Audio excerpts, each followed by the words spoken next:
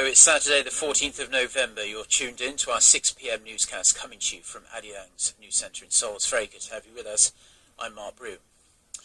And we start with a shocking terrorist attack in France. At least 153 people have been killed in multiple shootings and bomb attacks across Paris. Around 200 people have been injured, many critically. The worst bloodshed was at a rock concert after terrorists with automatic weapons took hostages and began shooting them. For the latest, we connect to our Connie Kim. Connie, walk us through what happened and what we know now. Well, Mark, the terrorists struck as people were enjoying their Friday evening in the French capital. In what appears to be a coordinated attack, they struck in 6 separate locations across northern Paris. Now, the worst carnage happened at the Taclin Hall. At least 112 people were killed there. A rock concert was being held at the hall, which can seat as many as 1,500 people. Now, a journalist who escaped with his life told CNN that the hall was a, quote, bloodbath. He said the terrorists calmly shot people for about 10 to 15 minutes, reloading their AK-47s when their rounds ran dry. And when the police raided the hall, 4 attackers were killed, 3 blew themselves up using belts packed with explosives, and the other was shot dead by police. Now, the attacks came as a friendly soccer match between France and Germany was underway at the National Stadium. 3 loud explosions could clearly be heard inside the stadium, where about 80,000 spectators were watching the game. At least 4 people were killed outside the stadium, and 3 terrorists were killed in the attack there. People eating dinner at a popular Cambodian restaurant in the city were also killed. Now, French President François Hollande, who was at the soccer match, was whisked to safety.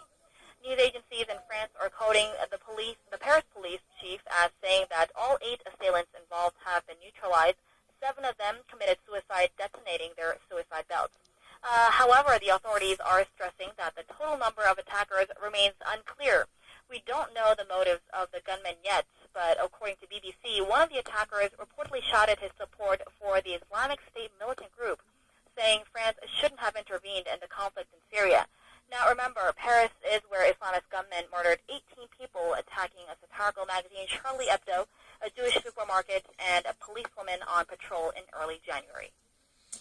Yes, Connie, lots of people feeling a mixture of anger and sadness that such a horrific incident could happen in Paris again.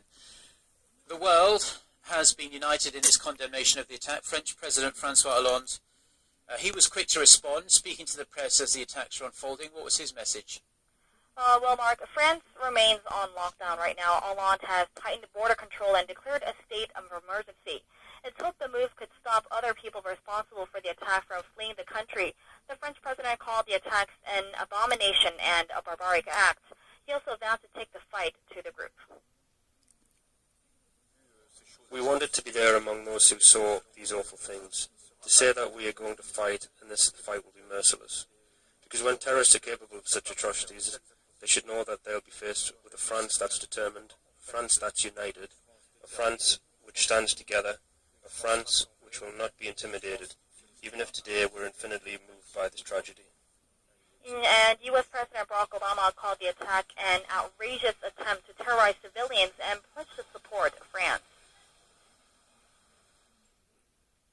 We're going to do whatever it takes to work with the French people and with nations around the world to bring these terrorists to justice and to go after any terrorist networks that go after our people. UN Secretary General Ban Ki-moon also slammed what he called despicable terrorist attacks. And Connie, Korea, of course, has very close ties with France. President Hollande himself was here not so long ago. There are also thousands of Korean nationals, not only in Paris, but throughout France. They either live there, of course, or are there as tourists. How is the Korean government responding? Well, President Park Geun-hye has joined other international leaders in expressing her deepest condolences to the families of those killed in the attacks. President Park also condemned the perpetrators, calling terrorism a crime against humanity. And she also vowed to cooperate with the international community and emphasized that terrorism should not be tolerated in any circumstance. Korea's foreign ministry held an emergency meeting earlier today, and ministry officials say no Korean nationals were killed, but they will continue to monitor the developments through the Korean embassy in Paris. Officials operate the hotline with France shortly after the attack, and employees at the South Korean embassy in France are now in emergency mode. The ministry also sent out text messages to some 9,000 South Koreans in France, urging them to be extra careful. Well, this is all I have for now. I'll bring you more updates in our later newscasts. Thank you, Connie. Now, in other news, President Park Geun-hye left for a 10-day trip this Saturday that will take her to Turkey, the Philippines and Malaysia. The Korean leader will be attending a string of multilateral summits where she's expected to meet with her counterparts from major countries. Hwang Sa-gi reports. President Park's first stop will be in Turkey for the annual summit of the Group of 20 Advanced and Emerging Economies. The focus will be on finding ways to coordinate policies among the G20 partners for inclusive and robust growth. The leaders are also set to review the progress of their growth strategies laid out at last year's meeting in Australia, where they set a goal of 2% increase in combined GDP by 2018. Next stop, the Philippines for the Asia-Pacific Economic Cooperation Summit. Leaders from APEC's 21 member economies, including the United States, China, and Japan, will discuss ways to build inclusive economies and sustainable and resilient communities. APEC accounts for nearly 60% of global gross domestic product and almost half of world's trade. Final stop, Malaysia for a summit with ASEAN and its 3 Northeast Asian partners, South Korea, China, and Japan. President Park plans to work on deepening cooperation with 10 ASEAN member nations, identified as the foundation for future growth engines. She will also attend the East Asia Summit, composed of ASEAN and 8 other countries, including the U.S. and China, to outline Seoul's stance on North Korea's nuclear ambitions. With Japan's Prime Minister also scheduled to attend a string of multilateral summits, President Park's 10-day tour could provide the leaders a chance to continue talks after their previous meeting earlier this month. Hwang Sang-gi, Arirang News. The United States has expressed its support for President Park Geun-hye's latest call for Japan to speed up efforts to resolve the issue of its military sexual enslavement of Korean women during World War II. The Korean leader made the remarks in a joint written interview this week with 8 members of the Organization of Asia-Pacific News Agencies. President Park and Japanese Prime Minister Shinzo Abe agreed to speed up negotiations on the so-called Comfort Women issue at a summit in Seoul early this month, but no progress has been made since. A spokesperson for the U.S. Bureau of East Asian and Pacific Affairs said Washington wanted to see Korea and Japan settle the sensitive issue in a timely manner.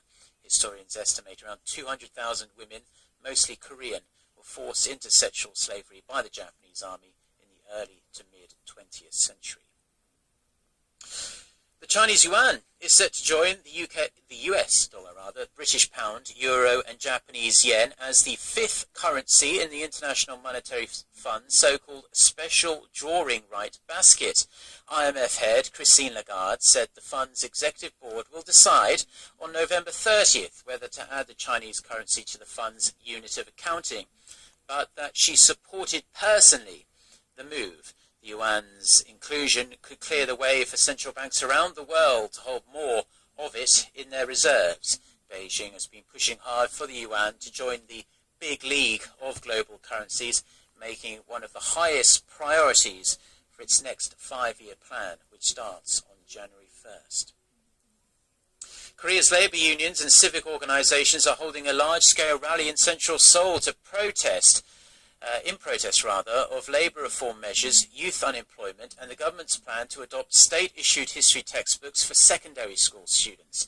An estimated 100,000 people from 53 labour unions, including the Korea Confederation of Trade Unions, gathered from 4 p.m. local time in Seoul's Gwanghwamun Square. The KCTU says a demonstration was organised to urge the government to scrap its plans to reintroduce state-authored history textbooks starting in 2017. Now, the National Police Agency says it will take any illegal action very seriously and deal with any cases accordingly. If you are driving through the centre of Seoul tonight, please keep in mind that there may be some road closures and heavily congested streets due to that protest. Now, mukbang or eating shows have been and still are a big fad here in Korea, and watching shows like these can make you pretty hungry at times. But experts say that before running to the fridge, people need to be sure they're not in the grip of so-called fake hunger pangs. Our Park Se-young has a story. About 4 hours after we eat, our body signals to the brain that we're hungry. That's because ghrelin, the hunger hormone, is released in the stomach and stimulates appetite. But there are also times when we crave food even when the stomach isn't empty. Feeling hungry when watching someone else eat or looking at food that's appealing is a phenomenon known as fake hunger. The sight of food can stimulate the hypothalamus and secret ghrelin, which is why looking at food makes you want to eat it. Fake hunger is also caused by stress. The stress hormone cortisol boosts the secretion of ghrelin, leading to emotional eating. The body confronts an excessive amount of stimuli in our society. If hunger hormones continue to enhance appetite, even when we're not hungry, it can become problematic in managing health. Experts say people who are under a lot of stress and aren't getting enough sleep need to take extra precautions against the lure of fake hunger in order to maintain healthy eating habits. Park Se-young, Arirang News. Now, a band of smog from China is forecast to start affecting the Korean peninsula from Sunday. Large parts of northeast China have been blanketed with acrid smog for the past week or so. Levels of PM 2.5, airborne particles less than 2.5 micrometers in diameter, considered most harmful to health because they can lodge themselves so deeply in your lungs, have reached nearly 300 micrograms per cubic meter. In Beijing, you're seeing scenes from the city there. That's 12 times higher than the World Health Organization's recommended maximum of 25 micrograms.